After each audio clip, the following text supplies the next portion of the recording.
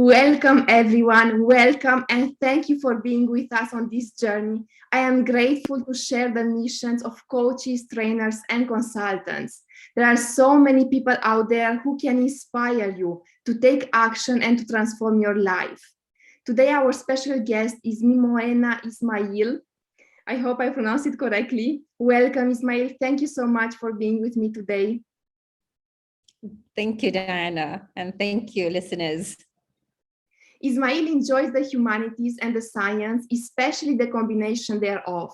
She is a transformer and change catalyst who firmly believes that it is up to each one of us to make this world a better place for all. This is possible through love, live, and matter. Thank you once again, Ismail, for being with me today. Thanks, Diana. I would like to start by asking you, what is your story and how did you start on this journey? And what does it mean to be a change catalyst? And the fact that you believe in the science and the implementation of the science and the combination of the two, how does it work and what is your story? Diana, thank you so much. It's a mouthful. I'll try and keep my responses very short.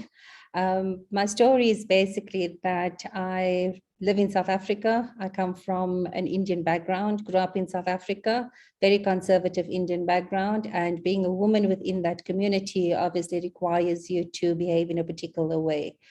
I fought for my education. I ended up doing my degree in Bachelor Social Science at a prestigious university in South Africa. In actual fact, it's one of the leading universities on the African continent, University of Cape Town. And I joined an organization at the time just when South Africa came into its democracy. So I see myself as basically a child that, as a woman that understood our democracy, but also got into an organization where I was surrounded by great leaders, change agents, people wanting to make a difference for all South Africans at the end of the day. And I think that just kept me going. It inspired me, it gave me my life's purpose to touch the lives of everyone, looking from education, health, housing, etc. And the more I started to grow in my life's journey, I realized that without education, if you don't educate yourself, then you're limiting yourself. And it's not necessarily formal education, it's just basically reading, getting to understand what's happening around you, knowing your environment and knowing where you can contribute. So I ended up being the CEO of a state-owned entity in South Africa that focused on digitalization, e-skills, because at that point in time, South Africa was going through its change of the information society. So moving from an industrial revolution into an information society required us to basically then look at what are the new changes, challenges that needs to come into play. And today, everything is digital. Right, so whatever we do is digital. We leave our home, the first thing we ask ourselves is, where's our mobile phone? So this just gives an indication as how connected we are. And so for me, the nexus is basically embracing the technology, but also making sure that we are still human at the end of the day as well. And that's literally where my life's journey is at this point in time. I think we are going through a massive change management process globally, as well as in our own countries in terms of how we adopt technology for the betterment of humanity. And that's my story. That's where I am. Thank you so much, Ismail. This is very inspiring. Thank you for sharing with us. And this made me also realize and think about what would be the change that is still missing in terms of leadership. What do you think that leaders nowadays still need to change in order to become true leaders and in order to inspire other people and in order to lead them and guide them? Yeah, Diane, for me, based on my personal experience, and again, I am a prodigy thereof, coaches, mentors, getting someone that can work with you to guide you in your growth journey is important. I think we get fixated, especially in the industrial age, where we felt we are working, we go to university, we find a job, and we stick to a particular organization. And we expect that organization we climb the hierarchical ladder, right? In terms of moving up the ladder. The reality is, with regards to the network and the digitalization age that we're moving in, everything is becoming networked, and as people, we are connecting each other, right? And we need to surround ourselves with a good coach, a good mentor that can guide us through our journey, because at the end of the day, it's our contribution. So that's the first point. The second one is that I'm a strong believer in the work of Robin Sharma, who says that at the end of the day, it is about you need to find the balance between your soul set, your spirituality, your mindset, your health set, your heart set. And it is living through your heart that you really find real change coming through. But you need to surround yourself and educate yourself on two fronts. One, on your discipline, your educational, your professional mastery, but on the other hand, also on your personal growth aspect.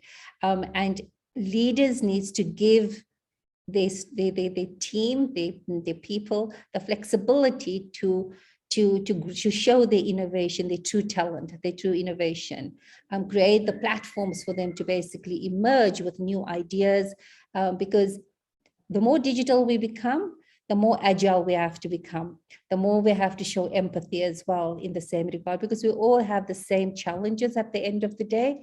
We all have we have similar experiences, but we need to share those experiences with one another in order to reach that goal. So for me, leadership is no longer seen as being the manager, the person that owns the company that tells you what to do. A leader is more in terms of the person fostering an environment for the benefit of all, including the well-being of the organization or institution that you belong to. Thank you so much, Ismail. Thank you very much.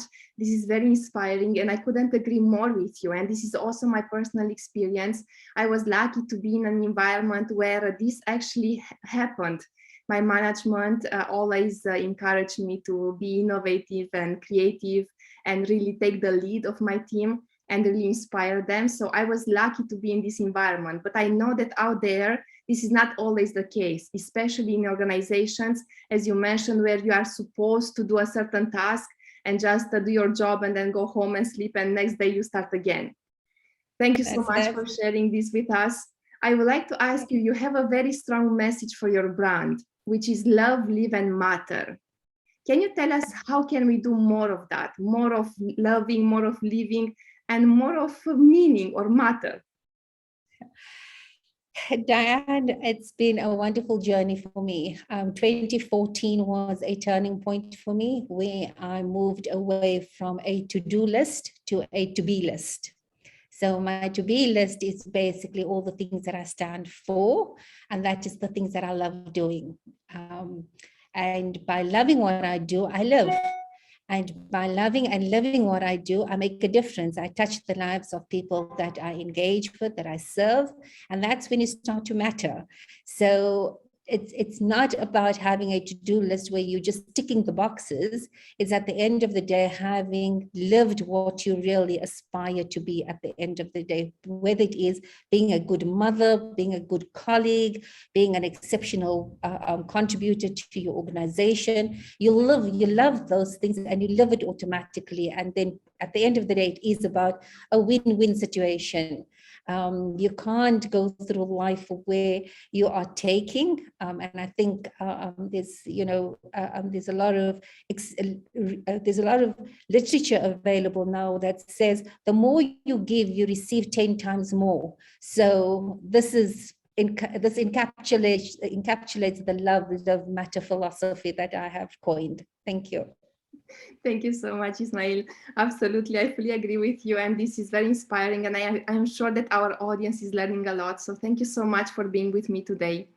I would like to ask you, what can each one of us do in order to transform this world? Because you mentioned that there is a change happening and everyone is going in this direction, becoming more aware, becoming more conscious of who they are, being rather than doing. And what can each one of us do? Because I know that there are many people who are not yet awake and who don't realize that there is something more and that they can grow. What can we do for those who are listening right now? Diane, I think for me, there's two things. One, obviously, on the personal, and I'm focusing my input more on the personal side. I think for me, it's just basically living a life of gratitude, being showing gratification for what you have in your life, but then all at the same time also share that. Make a difference in someone's life, whether it is through a text message in the morning, just to uplift someone's spirit at the end of the day. So the more positive energy that we have and we radiate in the morning, already change is happening. And for me, that's the most important thing. On the other hand, I think as we are moving through this digital age where there's a lot of concerns as to how are we going to live with robots and how we're going to share the space and are robots going to take over what humans are doing? We need to start educating ourselves. We need to read about those things. We need to become aware as to what's happening globally, be it climate change. If we don't know about it, go and read about it, because everything that you do, you can make a difference. It starts from you. Whilst yes, we understand there's government and these big multinationals, they have but at the same time, we have the responsibility of making small changes within our own environments. And I was always inspired by what Mother Teresa said. She said, if each one of us just clean our own doorstep, the world will be a different place. And that for me is the most important thing. Wow, wow. Thank you so much, Ismail. Absolutely. And this is really inspiring. And this also teaches me many lessons. So thank you so much for sharing them with us. I would like to ask you next, how can we change our lives? How can we start living with purpose? Because you mentioned that there are many people who are just doing their task in the office and trying to just climb the ladder of the hierarchy. But actually, they don't really realize that they are not living with purpose, with meaning, and loving what they do. Do you think it's more important to climb the ladder of the hierarchy in an organization, or rather living really from your true nature and your true purpose? Diane, for me, it's the latter. I think the more technology and the more connected we are, the flatter the organization is becoming. We're moving towards what they call matrix environments. And when you're in a leadership position, especially as a CEO, the first thing that they ask you is basically, where's your strategic plan for the next 3 to 5 years? What is your funding going to look like? What are you going to impact? And my takeaway message from that, which started in 2014, was literally for me to develop my own life plan in exactly the same way. What do I stand for? Where do I see myself? Not growing career-wise, but how do I live with purpose? And your life plan becomes your compass in terms of what you want to achieve, your to be rather than your to-do list. So I'd encourage people, if they do not have a life plan, to basically craft one and to stick to that, because as they say, focus plus daily improvements plus your time equals genius.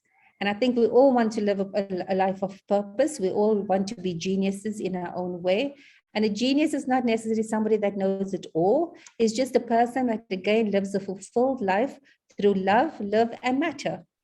And the more you have that in front of you and you focus on that, you'll find that your investment in terms of time, money, and energy is directed towards your life's purpose, rather than sitting back and thinking, what am I going to do today? If you don't have your plan in place, it's not going to come to you. You have to craft it. You have to live by design. And you're the only one that knows what that design is. So I'd encourage people to create their life plan. And it's also something that I feel very strongly to help people with in terms of crafting their life plan for a life of meaning at the end of the day. We've got a short life. COVID has taught this to us. And we're sitting where a lot of people are actually having to reset, and they don't necessarily know how to respond to COVID, and they're thinking, they're contemplating, but they're not doing a lot of things. And by having a life plan, you're getting up every day, knowing what you need to do because you have defined yourself already. And what comes through is just, again, it's getting you to your ideal mission in life, which is your legend, which makes you legendary at the end of the day.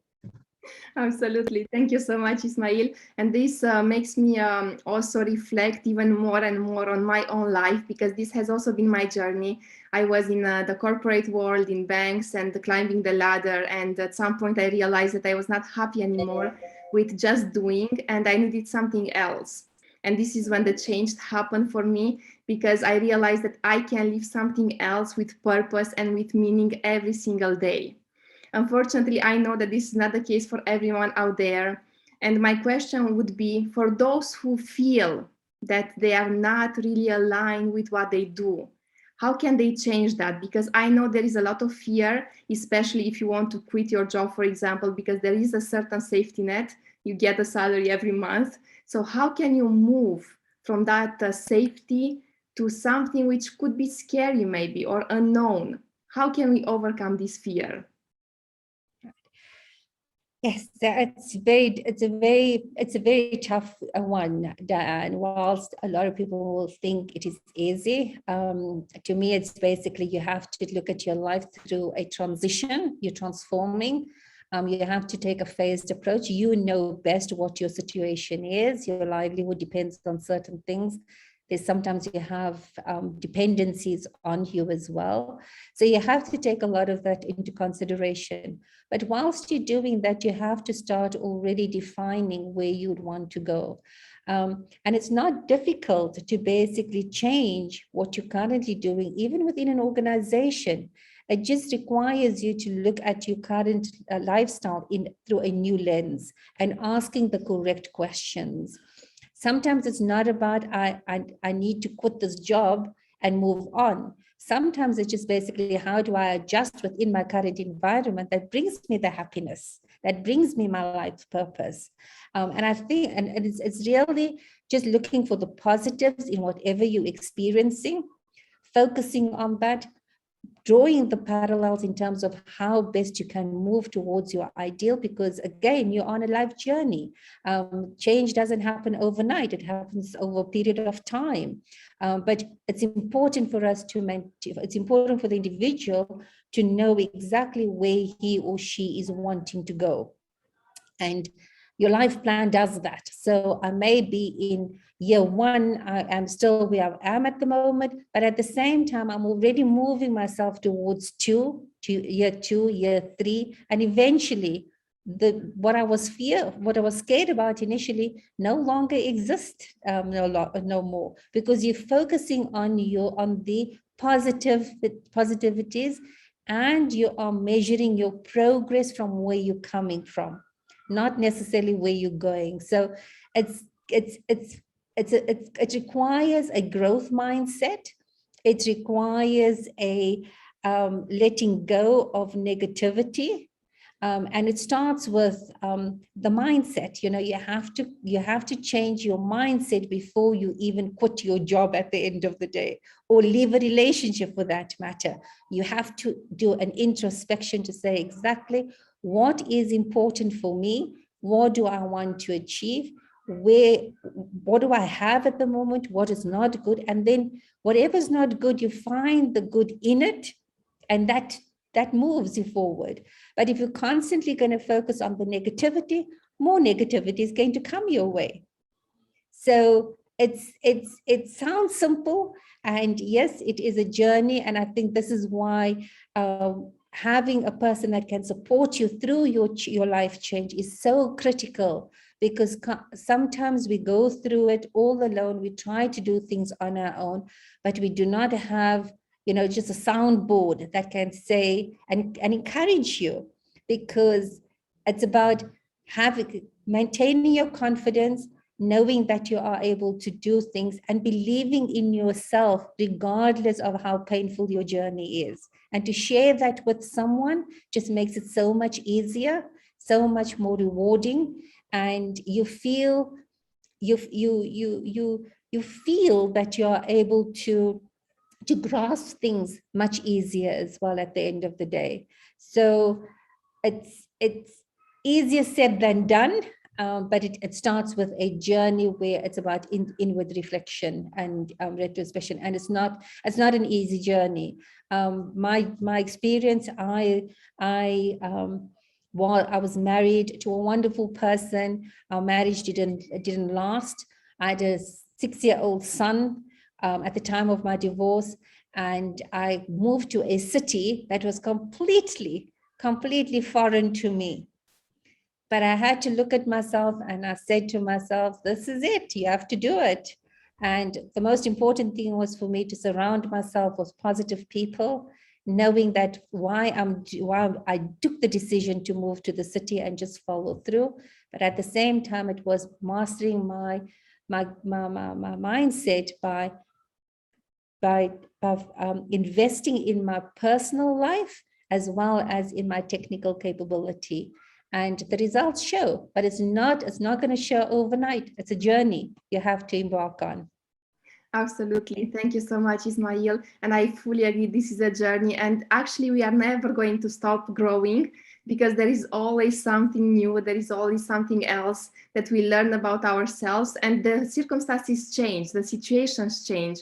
And we go through life just enjoying it at some point. And this has also been my journey. And I had to learn for many years to start enjoying the journey and not just trying to achieve something. Absolutely. And I am still learning, actually.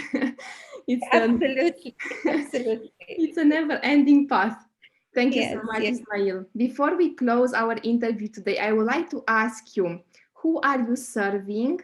And how can people contact you if they need a coach, if they need someone who can support them in their journey? Diane, for me, what is important, because it comes down to the sociologist within me, the humanitarian within me, and also the technocrat within me, and combining those two. For me, my target audience is everyone, but in particular, I focus more on women for two reasons. One, we are in this digital space. We know there's a lot of literature out where women are actually they fear of the technology, but they are also the first individuals that teaches the youngsters. And it's important that we do encourage women to take up their natural positions within society in this digital age that we're in, this fourth industrial revolution that they're in, and to become aware as to what is happening with with technology. I was on a conference recently on AI, women in AI, and it was interesting because they said that why is it that the computer scientists, when they develop the applications or these bots, for example, it's got female names. So Siri, Alexa, etc., they are all command orientated. So it says something about women's psyche that we need to start looking at, and we need to basically encourage women to embrace the technology, because at the end of the day, we are going to give rise to individuals that is going to have to function and operate within a high-tech environment, what we call persona 4.0. There's new characteristics, new skills that needs to come to the fore. And we as women need to be prepared to teach that to our network, our sisters, our siblings, even our own offsprings at the end of the day, our family. So that's really where I'm passionate about. In terms of contacting me at the moment, they can, I'm reachable on my email address, which is mymoena_ismail@icloud.com. I am in the process of revamping our business website and bringing an educational platform that basically supports what I've just talked about in terms of love, live, and matter. There's a lot of information out there, but there's very few people that can actually know what is good for them. I've spent 2.5 years in the UAE, very small country, and they have a large expat population that drives the social and the economic well-being of the country. And the reality is that a lot of people, they want to do so much, but they don't know where to start. And I'm hoping that the platform that I'm putting in place will guide people to be able to become more relevant as we're moving into this new age that we are, that is embracing technology at speed, not over time, at speed. Every day something new comes out. Every day there's a change. Every day change happens. And the question is basically, how do we ensure that we remain abreast, we're agile, but we also show empathy going forward? Thank you so much, Ismail. Thank you very much for being with me today and for sharing all this valuable information and inspiring, actually, techniques that you learned over the years and that you are applying today with your clients. Thank you so much once again. Thank you, Diana. Thank you so very much. And thank you to your listeners. And I'm hoping that we can make a difference by just being positive and being helpful to one another. Thank you so much. Absolutely. This is also the message of my brand, My Design Tomorrow, meaning that we need to design our tomorrow. We need to create the life that we want to create. And this is only possible when we discover our passion and live with purpose. Thank you so much for being with us.